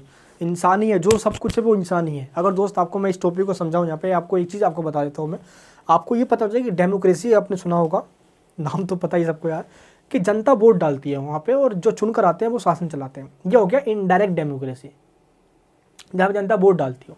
एक होता है दोस्तों डायरेक्ट डेमोक्रेसी, जहाँ पे डायरेक्ट डेमोक्रेसी में क्या होता है कि इंसान अपना शासन खुद ही चलाती है, वो किसी के प्रति रिस्पॉन्सिबल नहीं होती। अब आपको समझ में आ गया कि रूसो डायरेक्ट डेमोक्रेसी का सपोर्टर है, इसने प्रत्यक्ष लोकतंत्र की बात करी है, यानी जनता शासन खुद ही चलाएंगे, वो नॉन लायबिलिटी यानी कि नॉन रिस्पॉन्सिबल, वो किसी के प्रति रिस्पॉन्सिबल नहीं होंगे, ठीक है, वो अदेय होंगे, ठीक है, वो किसी पर रिस्पॉन्सिबल नहीं होंगे। सबसे सोवरेन जनता ही है, पावरफुल जनता ही है। नेक्स्ट पॉइंट क्या है, अप्रतिनिधित्व। लो भाई, जो पॉइंट आपको मैंने बता दिया वो इस पॉइंट के अंदर आ गया, अप्रतिनिधित्व यानी कि नॉन रिप्रेजेंटेटिव। इसने बताया रूसो ने कि डायरेक्ट डेमोक्रेसी होगी, कोई नेता नहीं होना चाहिए भाई। अगर नेता हो गया तो जनता ने सारी शक्ति उसको सौंप दी, अब वो जनता की शक्तियों को, जो लिबर्टी है, जो उसको राइट्स है, उसको वॉलेंस करेगा। नेता मिलकर दोस्तों क्या करते हैं, जब अगर जिस देश के अंदर नेता वगैरह है, गवर्नमेंट है, वो इंसान के जो लिबर्टी है उसको कम कर देती है, रेस्ट्रिक्शन लगा देती है। तो रूसो यहाँ पे कहता है कि इनडायरेक्ट डेमोक्रेसी होनी ही नहीं चाहिए, डायरेक्ट डेमोक्रेसी होनी चाहिए, जनता शासन खुद ही करे, इससे इंसान की लिबर्टी बची रहेगी, ठीक है, ये बात कह रहा है वो। नेक्स्ट पॉइंट क्या कहता है ये, अचूक। अचूक मतलब क्या होता है दोस्त कि ये जो जनरल विल जो है ये बिल्कुल उचित है, क्योंकि सभी लोगों की इच्छाओं से मिलकर बना हुआ है, ये विल से बना हुआ है। नेक्स्ट जो स्थायी, परमानेंट। देखो इंसान जो भी जनरल विल जो बना है कि ये पूरी जनरल विल है, मान लो दोस्त ये जनरल विल है, मान लो दोस्त ये पूरा पिटारा है, देखो एक पूरा पिटारे के अंदर एक जिन को बंद कर देते हैं, है ना, वो जो जिन पिटारा में दोस्त वो होता है जग जैसा होता है, वो उसको जिन को बंद कर देते हैं। एक टोकरी के अंदर सांप को बंद कर देते हैं। वैसे ही दोस्त एक पूरा पिटारा है जिसके अंदर हमने लोगों की इच्छाओं को बंद कर दिया है, वो पिटारा ये है जनरल विल, इसका नाम दे दिया मैंने GW, मैंने इसका नाम दे दिया। तो ये जो जनरल विल का ये जो पिटारा है, ये पिटारा सबसे सॉफ्टवेयर सबसे ऊपर है, ठीक है, और सभी लोगों की ये इच्छा है। और दोस्त इच्छा है विवेक से निकलती है, बुद्धि से निकलती है, चेतना से निकलती है, सब कॉन्शियस माइंड से निकलती है, तो ये उचित है, गलत कभी हो ही नहीं सकता। जनरल दोस्त अगर एक इंसान की स्वार्थ से जो इच्छा निकलती है वो गलत हो सकती है, मैंने एग्जाम्पल दिया था घी वाला, मिल्क वाला एग्जाम्पल दिया मैंने आपको, तो वो गलत हो सकती है। लेकिन जो सभी लोगों की इच्छा सभी समाज के लिए निकली है तो वो गलत कैसे हो सकती है। तो रूसो कहता है कि ये उचित है, ठीक है, ये जो पिटारा है दोस्त, ये उचित पिटारा है भाई, कोई दिक्कत नहीं है। जनरल की जो सिद्धांत है बिल्कुल ठीक है ना, क्योंकि ये और ये परमानेंट है, ये चेंज नहीं हो सकती। एक बार सभी लोगों की जो इच्छाएं निकली है वो चेंज थोड़ी हो जाएगी यार, है ना। अब इंसान चाहेंगे समाज का भलाई, तो ये आज जो चार इंसान तो ज़िंदगी भर यही चाहेंगे समाज का भलाई, ये तो चेंज हो नहीं सकती भाई कि नहीं समाज का भलाई अब नहीं चाहते, समाज का हम चाहते हैं कि कल्याण हो ही ना, समाज को काट दिया जाए, मार दिया मर जाए, ऐसा तो कभी होगा ही नहीं यार। तो इसलिए कहता है कि ये टोटल परमानेंट है। नेक्स्ट पॉइंट क्या है, लोक कल्याणकारी, पब्लिक वेलफेयर। अब इसका मतलब ये हुआ कि जो जेंडर विल की थ्योरी है इसके अंदर ये कहा जाता है कि ये पूरी यानी जेंडर विल है ये समाज के कल्याण की बात करती है, लोक कल्याण की कार्य की बात, पब्लिक वेलफेयर की बात करती है, ना कि एक सोसाइटी की या एक कम्युनिटी की, बल्कि ऑल दी सोसाइटी, एक पूरी कम्युनिटी के लिए, ऑल दी कम्युनिटी के लिए वेलफेयर की बात करती है। नेक्स्ट, ये विवेक पे आधारित होती है, यानी कि बेस्ड ऑन कॉन्सेंसस, यानी दोस्त कह सकते हो बुद्धि पे आधारित होती है। तो क्या सही है क्या गलत है इंसान ये जानता है, इसलिए जेंडर विल सबसे ऊपर है, लोगों की जो इच्छाएं हैं वो सबसे ऊपर है। कानून द्वारा अभिव्यक्त यानी कि एक्सप्रेस्ड बाई लॉ। देखो इंसान मिल के सोशल कॉन्ट्रैक्ट करता है, फिर स्टेट बनती है, ठीक है। तो सभी लोगों की इच्छाई सबसे बड़ी कानून है, सबसे जो सोवरेटी है वो लोगों में ही बसती है। नेक्स्ट है निरंकुश, ऑटोक्रेटिक। देखो कहीं ना कहीं जो जेंडर विल की थ्योरी है, हम ये कह सकते हैं कि जेंडर विल की बात कहकर रूसो ने जो बात कही है कि सबसे जेंडर विल जो है वो सबसे ऊपर है, जेंडर विल के ऊपर कुछ है ही नहीं। तो जेंडर विल की आड़ में आकर लोग दोस्त तानाशाही का भी शासन कर ले सकते हैं और लोगों पे अत्याचार भी कर सकते हैं। जैसे दोस्त देखेंगे मुसोलिनी या हिटलर, उसने ये कहा कि लोग चाहते हैं कि जर्मनी को सबसे सुपर पावर बनाए, और सुपर पावर दोस्तों बनाने की आड़ में उसने यहूदियों को मारना स्टार्ट कर दिया है। लोग चाहते थे तो लोग की इच्छा ही है सुपर पावर बनाए, यूरोप में सबसे शक्तिशाली पावरफुल हो जर्मनी। अब इसकी आड़ में आके दोस्त उसने कई कम्युनिटी जैसे यहूदियों को, जेव्स को उसने मारना स्टार्ट किया। तो इसकी आड़ में आके है ना कई देशों के अंदर कई राजा तानाशाही भी बन गए हैं, इसलिए इसको ऑटोक्रेटिक भी कहा जाता है। ठीक, ऑटोक्रेटिक मतलब निरंकुश, डिक्टेटर, तानाशाही। तो सभी आज्ञाओं का पालन करना समाज के सभी व्यक्तियों के लिए जरूरी है। देखो जेंडर विल के द्वारा जो भी कानून बना है, यानी कि सभी लोगों के द्वारा मिलके जो भी नियम या जो भी दोस्त रूल्स रेगुलेशन बनाए गए हैं, जो जेंडर विल के द्वारा बना है, यानी सभी की इच्छाओं के द्वारा बनाया गया है, वो तो सबसे सही होगा वो। ये दोस्त रूसो कह रहा है यहाँ पे, इसलिए सभी लोग उस आज्ञा का, उस जेंडर विल का पालन करेंगे, ये आवश्यक भी है। अगर पालन नहीं करेंगे तो पालन करवाया जाएगा, ठोक ठोक के करवाया जाएगा। यहाँ पे दोस्तों रूसो ने कह सकते हो कि इसने बाध्यकारी की बात करी है, कि इसने ये कहा कि जो पालन नहीं करेगा उसको मतलब कि जोर जबरदस्ती भी किया जाएगा, लेकिन जेंडर विल का पालन करना है, सभी लोगों की इच्छाओं के द्वारा जो कानून बना है उसका पालन करना है। ठीक है दोस्तों, यहाँ पे ये बात कही है। अब यहाँ पे कुछ लोग या दोस्तों कह सकते हो कुछ कन्फ्यूज़न होता है क्रिएट, तो रूसो ने कन्फ्यूज़न को जो होती है उसको ख़त्म करने की बात कही है। ये दोस्तों रूसो है, इसने क्या कहा, इसने ये बोलता है कि जेंडर विल और मेजोरिटी, लोग इन दोनों को एक ही मान लेते हैं कि जनरल विल का मतलब मेजोरिटी तो है कि सभी लोग, यानी मेजोरिटी का शासन नहीं। रूसो कहता है कि ऐसा नहीं है, जनरल विल मतलब सभी का शासन, सभी का, लेकिन मेजोरिटी में जो बहुमत में है, तो जहाँ पे मेजोरिटी की बात आएगी तो वहाँ पे माइनॉरिटी की भी बात आएगी। तो जब मेजोरिटी की बात करेंगे हम, तो ये मेजोरिटी वाले इस आड़ में आके ये कहे कि नहीं, जो मेजोरिटी कहेंगे वो माइनॉरिटी पे थोप दो, तो मेजोरिटी का कंसेप्ट यहीं से गलत है भाई, क्योंकि जेंडर बिल के अंदर मेजोरिटी भी, माइनॉरिटी भी, टेरोरिटी भी, जितने भी दोस्त अलग अलग बॉडी सब के सब लोग आते हैं, इससे मेजोरिटी माइनॉरिटी की बात आई ही नहीं, इसलिए मेजोरिटी जेंडर बिल नहीं हो सकता। दोस्तों ये कहता है, पहला पॉइंट हमारा हो गया। नेक्स्ट क्या है, gender will and consensus, that means सामान्य इच्छा और सर्वसम्मति। ये भी कहा जाता है कि सामान्य इच्छा का मतलब है सर्वसम्मति, सभी का है ना, सभी की सहमति। वर्ड दोस्त, इसमें रूसो ये कहता है कि सामान्य इच्छा मतलब सबकी सहमति तो है, लेकिन ऐसा भी है सामान्य इच्छा, कुछ लोग मतलब कि उस चीज़ से सहमत तो हैं, ठीक है, लेकिन उस कम्युनिटी के अंदर कुछ ही लोगों को सहमत करवा के अपने ही स्वार्थ का काम करवा सकते हैं, इसलिए सामान्य इच्छा के अंदर स्वार्थ की बात आती ही नहीं है। नेक्स्ट पॉइंट क्या है, सामान्य इच्छा और लोकमत, general will and public opinion, या दोस्तों पब्लिक जो मत होती है उसको ये डिफरेंस करता है। लोग सामान्य इच्छा और लोकमत दोनों अलग अलग हैं। जैसे कि हम जब सामान्य इच्छा की बात करते हैं, जनरल विल की बात करते हैं, तो हम बोलते हैं कि सभी की इच्छा यानी कि सभी लोग। तो लोकमत ये बोलता है कि नहीं, लोकमत सामान्य इच्छा नहीं है, सामान्य इच्छा में कभी गलत इच्छाएं आ ही नहीं सकती है, और लोकमत को सामान्य इच्छा को चेंज किया ही नहीं जा सकता। विवेक से बनी है वो, पिटारे में बंद है वो, चेंज किया ही नहीं जा सकता उसको। लोकमत को लोग चेंज कर सकते हैं। आज के ज़माने की बात करूँ मैं, टीवी, मीडिया चैनल, अगर एक चीज़ दोस्त लोग उसको नहीं भी देखना चाहते, उसको दिखा दिखा के देखो, एक झूठ को अगर आप 100 बार दिखा दोगे तो लोगों को सच लगने लग जाएगा वो।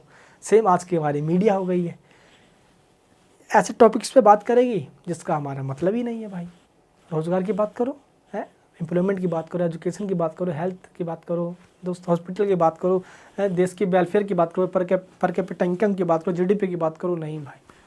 हम तो हिंदू मुस्लिम की बात करेंगे, हम तो भाई कुछ ऐसे और टॉपिक्स की बात करें जिसका हमारे देश में यार मतलब कि आज से जो चलता आ रहा है ना, वही टॉपिक को घिसते जाएंगे बस। तो तमाम ऐसी मीडिया कंट्रीब्यूशन आज ज़्यादा है यार। इस तरीके से लोकमत को चेंज किया जा सकता है भाई, टीवी, रेडियो, अलग अलग सोशल मीडिया के द्वारा। नहीं, जनरल विल को चेंज नहीं कर सकता, विवेक से निकलता है ये, बुद्धि से। ये कहना है दोस्तों रूसो को। अब हम बात करते हैं तो जनरल विल की थ्योरी है रूसो का, इसका इंपॉर्टेंस क्या है। देखो, सबसे पहले तो डेमोक्रेसी की इसने बात किया उस टाइम में, जब फ्रेंच रेवोल्यूशन, तो 1712 का टाइम, एंड दोस्त इसका जन्म जब हुआ था तो 1750, 1755, 1762, 1762 के आसपास जब इसने बात करी, डेमोक्रेसी की बात कहीं कर रहा था ये, तो जनता की इच्छा की बात कर रहा था, पब्लिक की विल की बात कर रहा था। दोस्त कहीं ना कहीं इसने डेमोक्रेसी का सपोर्ट किया। आगे चल के फ्रेंच रेवोल्यूशन में लोगों को इसने हेल्प करी, लोगों को क्रांति के लिए इसने उकसाने का काम किया, है ना, यानी कि लोगों के अंदर जान फूंक दी इसने, तभी दोस्त लोग खड़े हुए फ्रेंच रेवोल्यूशन के अंदर।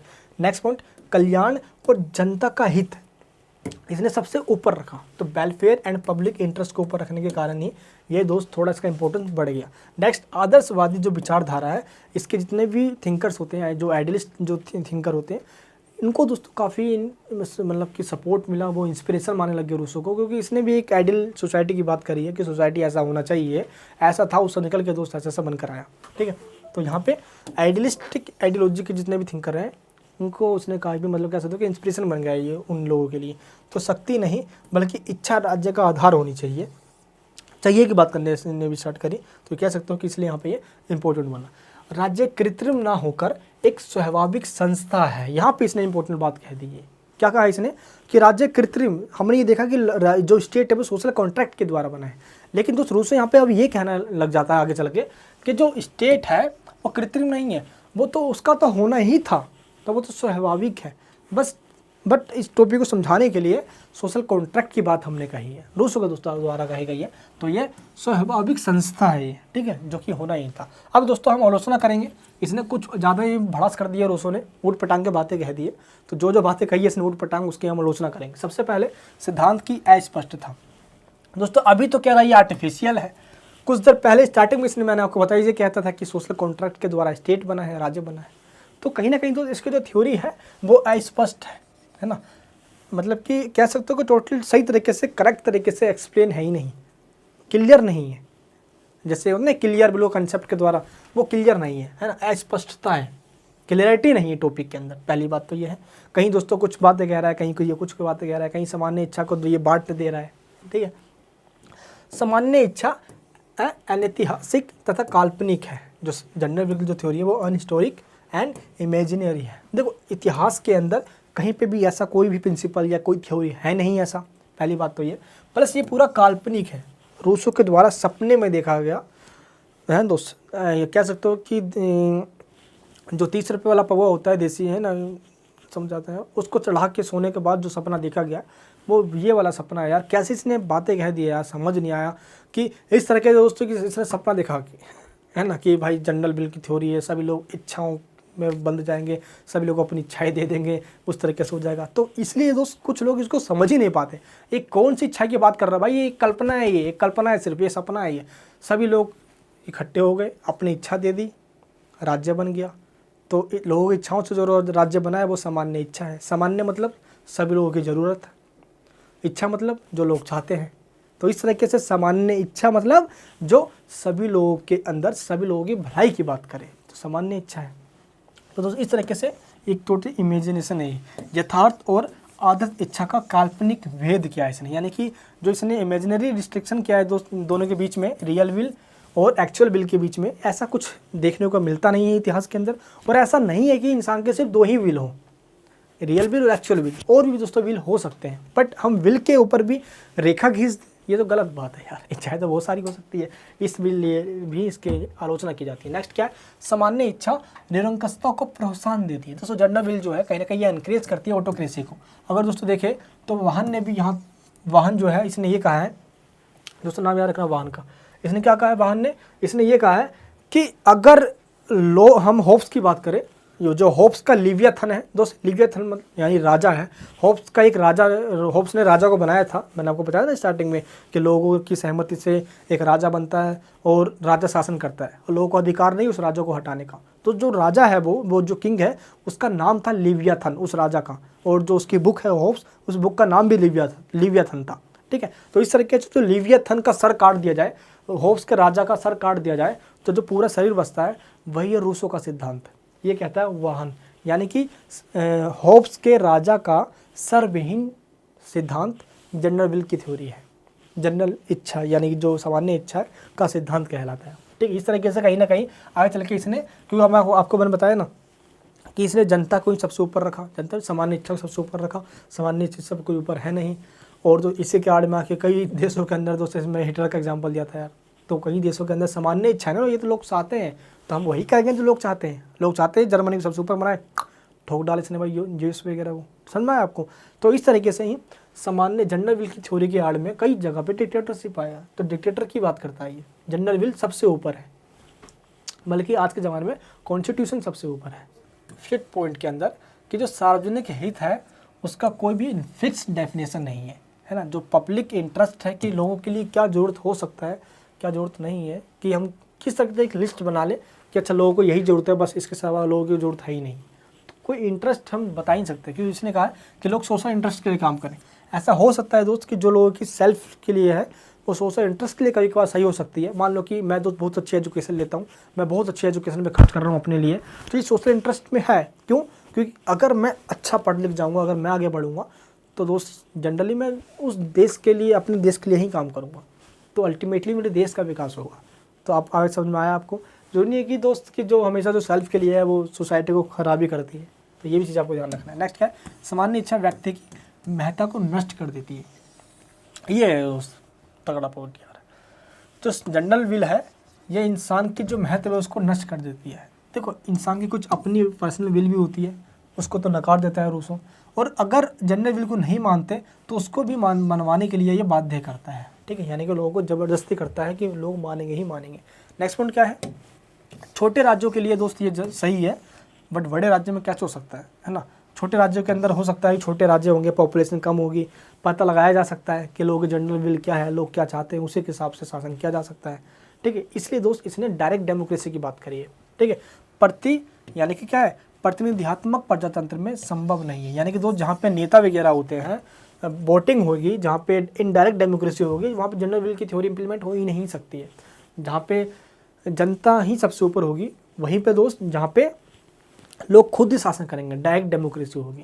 क्योंकि दोस्त इंसान का जो इंपॉर्टेंस होता है वो जब तक होता है जब इलेक्शन हो रही होती है। इनडायरेक्ट डेमोक्रेसी के अंदर इलेक्शन खत्म, वैसे इंसान की इंपॉर्टेंस खत्म, फिर 5 साल बाद इंसान की इंपॉर्टेंस बढ़ती है। रूसो कहता है यहाँ पे कि रूसो कहता है कि अगर इनडायरेक्ट डेमोक्रेसी है तो इंसान जब 5 साल जब नेता आएंगे वोट मांगने तो आपके पैर पकड़ेंगे, ये सब करेंगे, बस काम खत्म।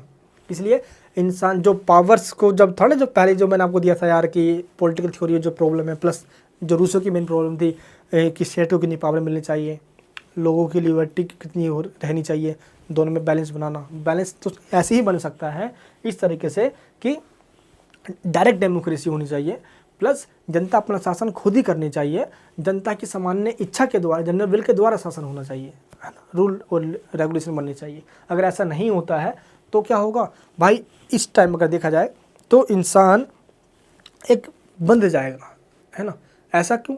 क्योंकि इंसान जब वोटिंग होगी, अगर आज दोस्तों आज के टाइम में देखें तो वोटिंग करेगा इंसान, तो अगर वो अपनी इच्छाएं सौंप देता है उस टाइम, फिर इंसान का इंपॉर्टेंस खत्म, फिर 5 साल तक कोई पूछेगा भी नहीं उसको। आज दोस्तों यही हो रहा है, और उसके बाद फिर आएंगे, फिर कोई वोट ले लेंगे, जीत जाएंगे, फिर वो आपको पूछेंगे भी नहीं।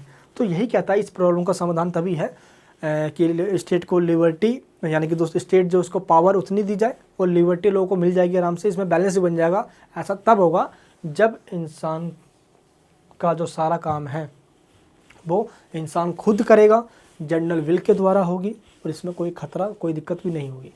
दोस्तों कहने का मतलब सिंपल, यहाँ पे संभव कह सकते हैं कि सिंपल ये है कि जब रूसो ये सारे प्रिंसिपल दे रहा था, थ्योरीज अपनी जनरल विल की दे रहा था, यह टाइम था 1750 का, जब पॉपुलेशन भी बहुत कम हुआ करती थी। तो उस टाइम के अकॉर्डिंग इसने ये सारी बातें कह दी कि डायरेक्ट डेमोक्रेसी जनरल विल की थ्योरी इंप्लीमेंट हो सकती है। ये सारी बात दोस्तों उसने उस टाइम कह दी, लेकिन आज ये इम्पॉसिबल है, क्योंकि बड़े बड़े पॉपुलेशन दोस्त, बड़े बड़े देश, बड़े बड़े पॉपुलेशन, बहुत सारे पॉपुलेशन, कहाँ से इम्पॉसिबल है यार, पॉसिबल है ही नहीं यार। तो ये ठीक है। तो इस तरीके से कहा जा सकता है कि जनरल विल की थ्योरी रूसो के द्वारा दी गई एक ऐसी सिद्धांत है, एक ऐसी थ्योरी है जिसमें सभी लोगों की इच्छा मिलकर एक सामान्य इच्छा बनाती है, सभी लोगों की सहमति, और उस सहमति से एक सत्ता, शक्ति बनती है।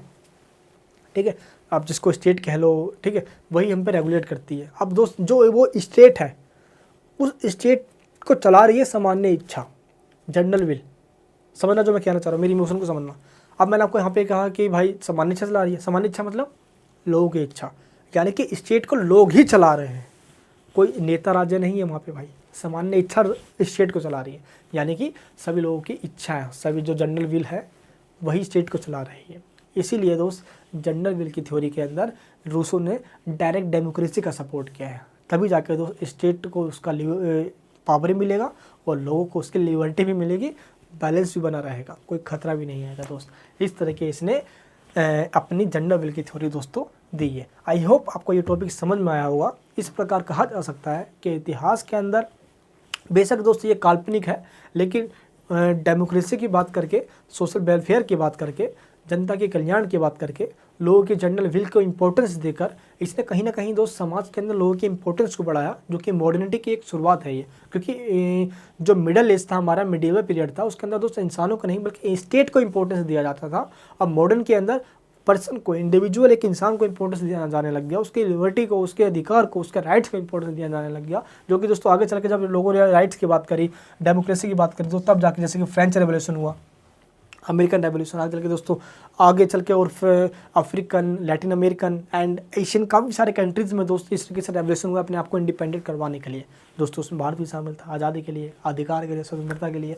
दोस्तों इस तरीके से ये था हमारा आज का सामान्य इच्छा का सिद्धांत, जनरल विल की थ्योरी।